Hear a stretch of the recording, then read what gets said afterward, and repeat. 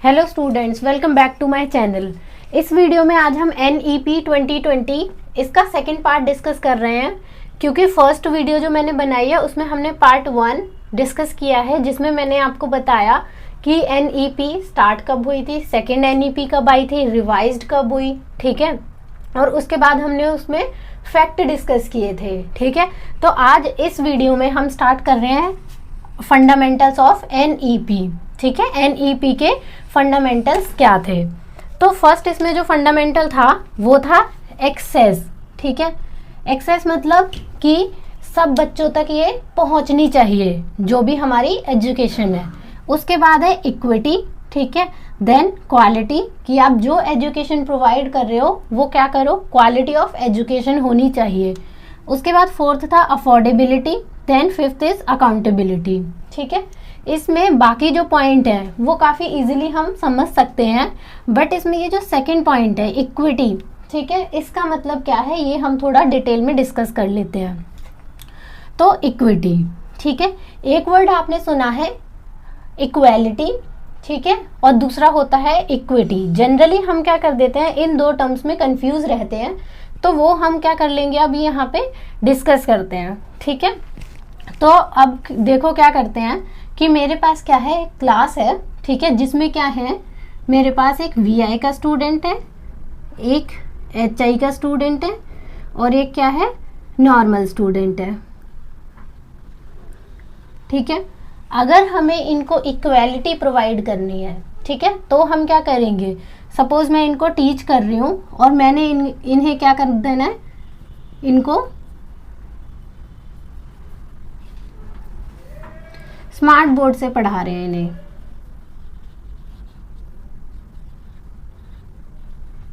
Smart board से हम इन्हें पढ़ा रहे हैं। तो अब आप मुझे ये बताओ कि VI वाला स्टूडेंट मतलब विजुअल इम्पेयरमेंट वाला, क्या स्मार्ट बोर्ड उसके लिए इम्पोर्टेंट है? क्योंकि विजुअल इम्पेयरमेंट है, उसको ऑलरेडी दिखाई नहीं देता, तो वो स्मार्ट बोर्ड से क्या पढ़ेगा बच्चा, नहीं पढ़ सकता है ना। हियरिंग इम्पेयरमेंट वाला जो बच्चा है, स्मार्ट बोर्ड पे वो क्या कर सकता है, वो इमेजेस देख सकता है लेकिन उसको ऑडियो नहीं सुनाई देगी, ठीक है। तो इसके लिए भी हम सोच सकते हैं कि थोड़ा यूजफुल है, थोड़ा नहीं है। नॉर्मल बच्चा चलो ठीक है स्मार्ट बोर्ड से पढ़ लेगा। तो यहाँ पे हमने क्या प्रोवाइड करी, इक्वालिटी प्रोवाइड करी, कि मैं सब बच्चों को क्या कर रही हूँ, एक जैसा मटेरियल प्रोवाइड करके हम उन्हें टीच कर रहे हैं। लेकिन इक्विटी में ये बोला गया कि जैसे जिस बच्चे की नीड है हम उसको उसी तरह का टूल प्रोवाइड करेंगे ताकि वो अपनी स्टडी अच्छे से कर पाए। तो देखो, अब जो विजुअल इम्पेयरमेंट वाला है, जो देख नहीं पा रहा है ना, तो हम उसको क्या प्रोवाइड करें, अकॉर्डिंग टू इक्विटी हम उसको ऐसी चीज़ें प्रोवाइड करेंगे ताकि वो क्या कर पाए, अपने कानों से सुनकर उस चीज़ को समझ पाए। तो जैसे इसमें एग्जाम्पल लिख देते हैं हम, रेडियो, ठीक है, रेडियो प्रोवाइड करेंगे, ठीक है, या फिर कोई भी ऐसी चीज जिसको वो सुन के अच्छे से अपने कॉन्सेप्ट को क्लियर करे। हियरिंग इम्पेयरमेंट, अब इस बच्चे को सुनाई नहीं दे रहा, तो रेडियो तो हम इसे प्रोवाइड नहीं करेंगे क्योंकि रेडियो इसके यूजफुल ही नहीं है इसके लिए, ठीक है। तो यहाँ पे हम इस बच्चे को क्या कर सकते हैं, कोई चार्ट दिखा सकते हैं, ठीक है, या फिर फ्लैश कार्ड दिखा सकते हैं, ठीक है। और नॉर्मल बच्चे के लिए तो हमने यहाँ स्मार्ट बोर्ड कर दिया, या नॉर्मल बच्चे को यहाँ पे भी हम स्मार्ट बोर्ड मतलब प्रोवाइड कर देंगे, ठीक है। तो ये क्या हो गया, ये जो चीज़ें हैं रेडियो, चार्ट, ठीक है, ये हमने क्यों प्रोवाइड करी, अकॉर्डिंग टू इक्विटी, ताकि सारे बच्चे क्या हो, एक लेवल पे हो। और इक्विटी का मतलब ही यही है कि मतलब हम पहले क्या करें, बच्चे की नीड को देखें, उसे बेसिक रिक्वायरमेंट है किस चीज़ की, ठीक है, और उसे वो चीज़ें प्रोवाइड कराना। तो ये थे हमारे 5 फंडामेंटल्स ऑफ NEP। उसके बाद हम देखते हैं कि जो हमारी NEP थी, इसमें बोला गया है टारगेट 2030, मतलब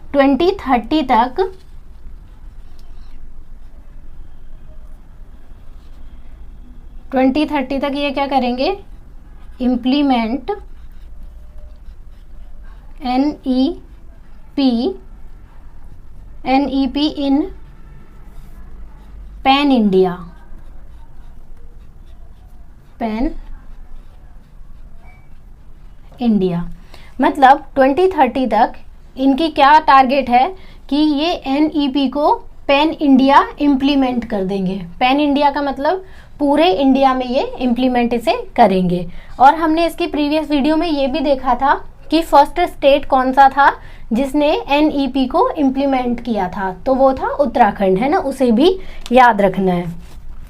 उसके बाद इसमें एक क्वेश्चन ये पूछा जाता है कि ये जो NEP है इनके चेयरमैन कौन थे। चेयरमैन ऑफ NEP वो थे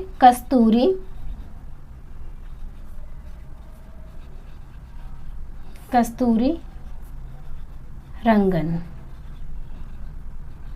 ठीक है, ये नेम याद रखना है अपने। चेयरमैन कौन थे NEP के? कस्तूरी रंगन। ठीक है, इतना समझ आया। और ये जो कस्तूरी रंगन थे ये क्या थे उस टाइम पे? हेड ऑफ इसरो भी थे ये, हेड ऑफ इसरो। ठीक है, इसरो क्या है? Indian space research organisation. ठीक है, इतना समझ में आया। हमने क्या डिस्कस किया? फंडामेंटल डिस्कस किए, उसके बाद हमने इसका टारगेट डिस्कस किया, देन इनके चेयरमैन डिस्कस किए। ठीक है, यहाँ पे एक पॉइंट हम और लिख सकते हैं कि NEP की ड्राफ्टिंग कमिटी कब बनाई? ड्राफ्टिंग कमिटी कब बनी थी? ये ड्राफ्टिंग कमिटी आपकी बनी थी 2017 में।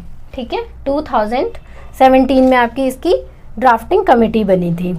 इसके बाद हम डिस्कस करते हैं कि हमारे पास अब तक टोटल कितनी NEP आई है। ठीक है, क्योंकि वो क्वेश्चन पूछा जाता है तो हम अभी वही डिस्कस करते हैं इसमें।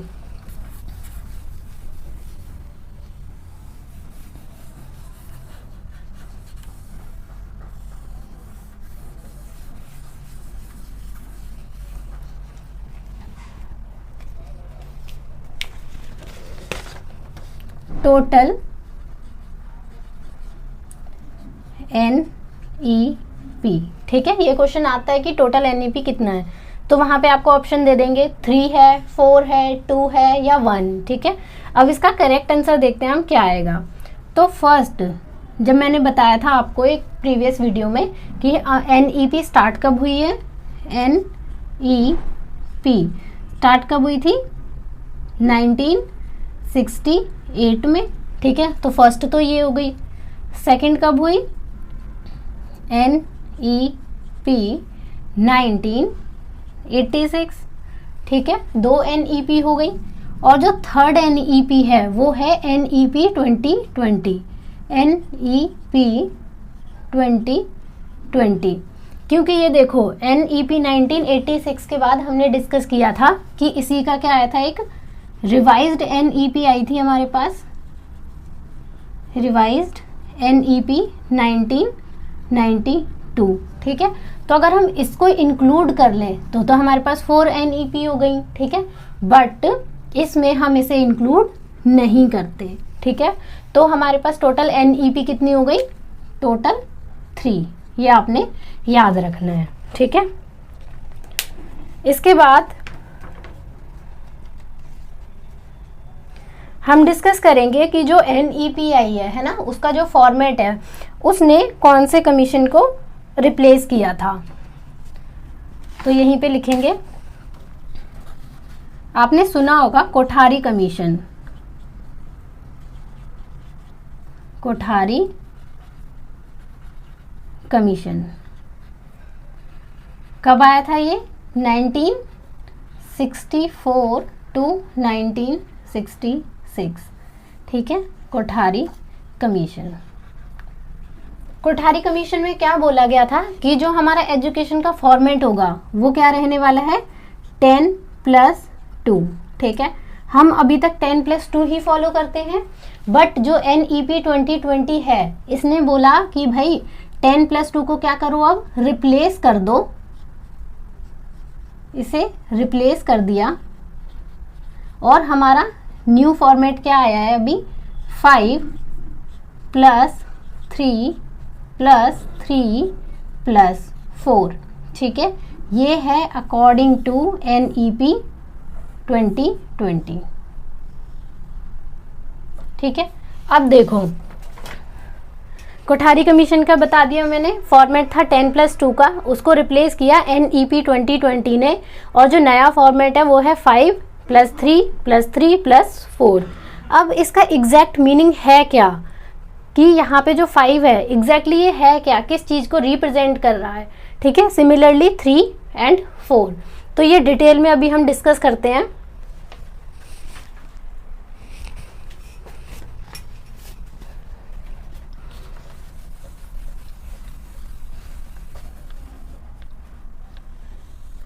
आपने यहाँ देख लिया टोटल NEP कितनी थी। ठीक है, और हमने न्यू NEP का फॉर्मेट देखा, तो अब इसे हम डिटेल में डिस्कस कर लेते हैं। सबसे पहले हमने क्या बताया, 5, देन 3, 3 और 4, ये बताया हमने। तो अब ये जो 5 है इसका मतलब क्या है यहाँ पे,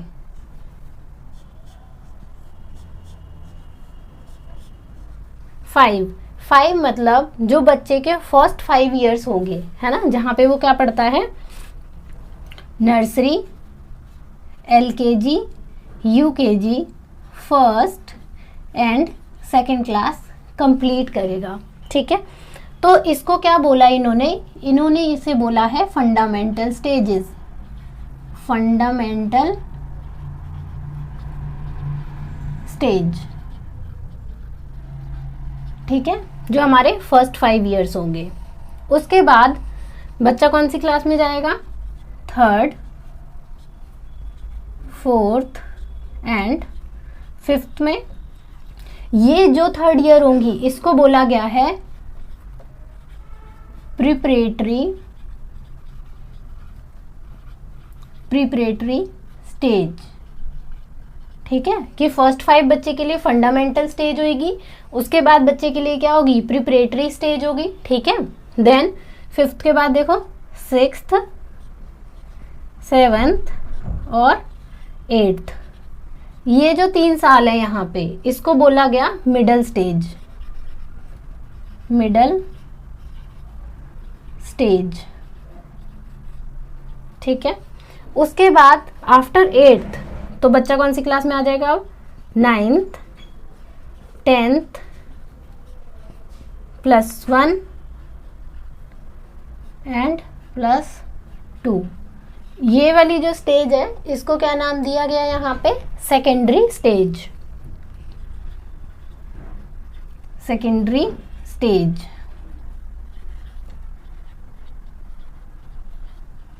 ठीक है, तो देखो NEP में हमने अभी पढ़ा 5 + 3 + 3 + 4। ठीक है, इसका मतलब क्या है कि भाई जो बच्चे के पहले 5 साल होंगे वो क्या होंगे, nursery, LKG, UKG, first, second, और उनको बोला गया फंडामेंटल स्टेज। उसके बाद 3rd, 4th, 5th preparatory stages में आ जाएंगी, 6th, 7th, 8th बच्चे की मिडिल स्टेज में आ जाएंगी, और उसके बाद 9, 10th +1 +2 उसकी सेकेंडरी स्टेजेस में आ जाएंगी। ठीक है, अब हम इसमें डिस्कस कर लेते हैं कि इसकी एज क्या रहनी चाहिए। तो देखो जो ये 5th है मतलब फंडामेंटल स्टेज है, इसकी एज को डिफाइन किया गया है 3 to 8 ईयर्स। ठीक है, preparatory 8 to 11 year, middle 11 to 14 और सेकेंडरी 14 to 18। ठीक है, और ये जो फंडामेंटल स्टेज है इसको भी फर्दर 2 उसमें डिवाइड कर दिया है, nursery to UKG, first to second.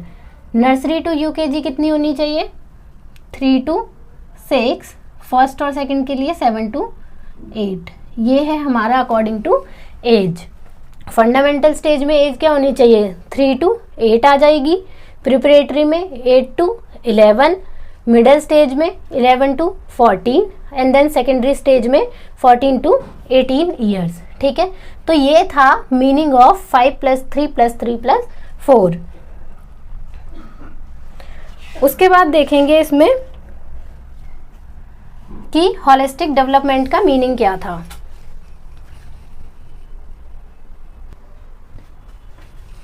Assessment,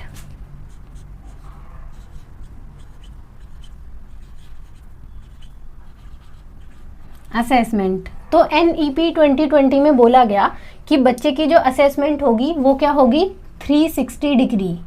ठीक है, 360 डिग्री का मतलब क्या है? 360 को NEP के अकॉर्डिंग एक नाम दिया गया है, वो है परख। परख, ठीक है।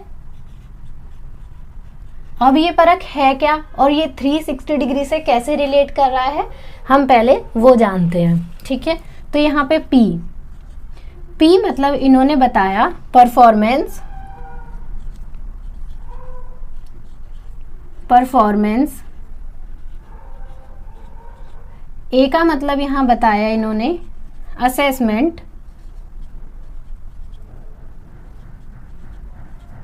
असेसमेंट। R मतलब रिव्यू, रिव्यू। ठीक है, A मतलब यहाँ पे क्या था, एनालिसिस, एनालिसिस ऑफ। K मतलब यहाँ बताया गया knowledge, knowledge for. And H मतलब यहाँ था holistic development, holistic development.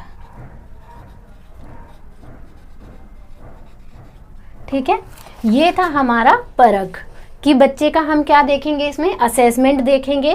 Assessment कैसा होना चाहिए, वो होना चाहिए 360 डिग्री। ठीक है, और 360 का मतलब क्या है यहाँ पे, परख। ठीक है, परख, परख की फुल फॉर्म आपसे पूछी जाती है तो वो क्या है, performance assessment review analysis of knowledge for holistic development. कि बच्चे की हमने क्या देखनी है, उसकी हमने परफॉर्मेंस देखनी है, हमने उसको असेस करना है, उसकी मतलब असेसमेंट देखनी है। उसके बाद अगर उसकी पढ़ाई में कोई कमी रह रही है, ठीक है, तो हमने उसको रिव्यू भी करना है। उसके बाद दोबारा एनालिसिस करेंगे बच्चे की परफॉर्मेंस का, उसकी हम नॉलेज देखेंगे और हम क्या करेंगे, उसका होलिस्टिक डेवलपमेंट करेंगे। होलिस्टिक डेवलपमेंट क्या होता है कि बच्चे का ऑल ओवर डेवलपमेंट करना, चाहे वो फिजिकल हो, इमोशनल हो, कॉग्निशन हो। ठीक है, तो इसलिए यहाँ पे क्या बोला गया है, 360 डिग्री। और 360 डिग्री को किससे रिलेट किया गया, परख से। ठीक है, उसके बाद अब इसमें एक और बहुत इंपॉर्टेंट आपको वर्ड बताया है, वो है ABC। अब ये ABC क्या है, इससे हमें क्या पता लग रहा है ना। तो ये ABC जो था वो था A for academic, academic bank of, C for credit, credit. ठीक है, ABC is what, ABC is academic bank of credit. अब इसका मीनिंग क्या है, ठीक है, हम वो डिस्कस कर लेते हैं। तो अभी हमारा क्या होता है कि अगर मैंने क्या किया, एडमिशन ली है किसी भी बैचलर डिग्री में, तो या तो वो 3 इयर्स की होगी या फिर वो 4 इयर्स की हो सकती है। ठीक है, तो मुझे क्या करना पड़ेगा कि अगर मैंने वहाँ एडमिशन ले लिया है तो मुझे अपने 3 इयर्स वहाँ कंप्लीट ही करने पड़ेंगे और मैं बीच में उसको छोड़ के नहीं जा सकती। क्योंकि अगर मैं बीच में सपोज करो मैं आफ्टर 1 ईयर अपने कॉलेज को छोड़ देती हूँ, ठीक है, तो मुझे क्या करना पड़ेगा, मेरा वो जो 1 ईयर है वो वेस्ट हो जाएगा, है ना, क्योंकि मैं उसको रीज्वाइन नहीं कर सकती। बट जब ये ABC सिस्टम आया, मतलब एकेडमिक बैंक ऑफ क्रेडिट, तो इसमें ये बोला गया कि बच्चे के लिए हम एजुकेशन क्या करते हैं और ज़्यादा फ्लेक्सिबल कर देते हैं। कि अगर मैंने अब क्या किया, एडमिशन लिया है किसी भी 3 ईयर प्रोग्राम में, तो उसमें हम क्या करेंगे, अगर मैंने 1 ईयर वहाँ पढ़ाई कर ली है और अभी मुझे क्या करना है, अपना कॉलेज को स्टॉप करना है या फिर मुझे कहीं और जाके पढ़ाई करनी है, तो मेरा जो 1 ईयर है वो वेस्ट अब नहीं होगा और मैं उसको जब मर्जी, जब मेरा मन करेगा तब आके उसको रीज्वाइन वहीं से करूँगी। ठीक है, तो उसमें आपका कोई भी ईयर वेस्ट नहीं होगा। ये था हमारा ABC। ABC मतलब एकेडमिक बैंक ऑफ क्रेडिट। मतलब अगर आपने 1 ईयर कंप्लीट कर लिया है अपना ग्रेजुएशन का, तो वो आपको क्या कर देंगे, एक सर्टिफिकेट प्रोवाइड कर देंगे। ठीक है, जैसे इसमें क्या बोला कि अगर आप फर्स्ट ईयर कंप्लीट कर लेते हो कॉलेज का, देन ये प्रोवाइड करेंगे आपको सर्टिफिकेट। ठीक है, क्योंकि आफ्टर 1 ईयर कंप्लीट करने के बाद आप इसको दोबारा से रीजॉइन कर सकते हैं और वहीं से अपनी स्टडी स्टार्ट कर सकते हैं। अगर आप सेकेंड ईयर कंप्लीट करते हैं, देन ये आपको प्रोवाइड करते हैं डिप्लोमा। ठीक है, अगर आप अपना थर्ड ईयर कंप्लीट कर लें तो ये आपको प्रोवाइड कर देंगे ग्रेजुएशन की डिग्री, ग्रेजुएट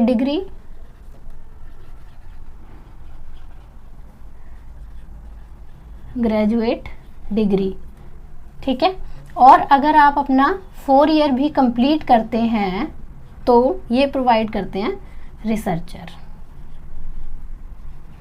रिसर्चर का टाइटल। तो ये क्या था, ABC लाया ही इसलिए गया था कि हमारी जो एजुकेशन सिस्टम है हम उसको और ज़्यादा फ्लेक्सिबल बना पाए। ठीक है, क्योंकि अभी तक क्या है, अभी तक ये रिजिड है कि आपने 1 ईयर कर लिया और अगर आप कहीं और जा रहे हो तो आपका वो 1 ईयर वेस्ट हो गया, कहीं काउंट ही नहीं हुआ। ठीक है, तो ABC से हम क्या कर सकते हैं, अपने एजुकेशन सिस्टम को फ्लेक्सिबल कर लिया हमने, और हम क्या कर सकते हैं, इसमें दोबारा से अपना कोर्स वहीं से रीस्टार्ट कर सकते हैं या फिर रीजॉइन कर सकते हैं। ठीक है, इसमें ये 2 बहुत इंपॉर्टेंट है। आपको 360 पता होना चाहिए क्या है। ठीक है, ABC पता होने चाहिए। 360 डिग्री किससे रिलेट कर रहा है, परख से। परख की फुल फॉर्म आपको अच्छे से पता होनी चाहिए, performance assessment review analysis of knowledge for holistic development. ठीक है, इतना आपको ये पता होना चाहिए। तो ये था मेन इम्पॉर्टेंट पार्ट NEP के जो आपसे पेपर में पूछे जाते हैं। तो आई होप आपको ये वीडियोस पसंद आई है। अगर आपको ये वीडियो पसंद आई है तो आप इस चैनल को लाइक कर सकते हैं, शेयर करें और ज़्यादा से ज़्यादा सब्सक्राइब करें। Thank you.